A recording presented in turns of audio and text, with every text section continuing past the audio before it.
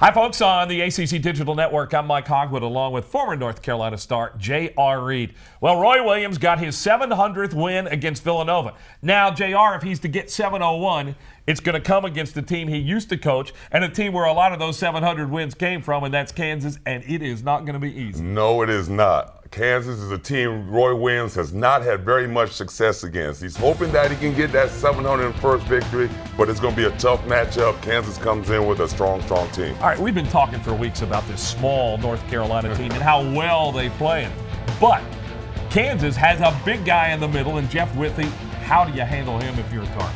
Well, he's one of the best big men in the nation. In the top 3 in blocks, 3.8 blocks a game. He's a big body, and he knows how to use his length. He's at the rim. He's deterring shots. He's a great defender for the young players that Kansas has on the court. Yeah, and the game's in Kansas City, and so, Roy Williams is coming in. He's never really beaten his former team. There's going to be, a lot of atmosphere. Well, yeah, look, they got Jeff Whitney in the middle. The Carolina seated a little higher than people expected, and it's in Kansas City. But you know what? That's why we play the games. It doesn't matter about any of that. It just matters what happens between those lines. And the Carolina players might not quite understand the history of the Kansas and Roy's, what's going on there, but I'll guarantee you Roy's smart enough. Give him a little hint on how serious and how much he really wants his game. I'm with you, JR. This is all the media. We talk about this big game. The fans talk about this big game. Kansas players, North Carolina players, they don't understand this. Don't have a clue. And you hit it right on the head. All right. North Carolina beats Kansas if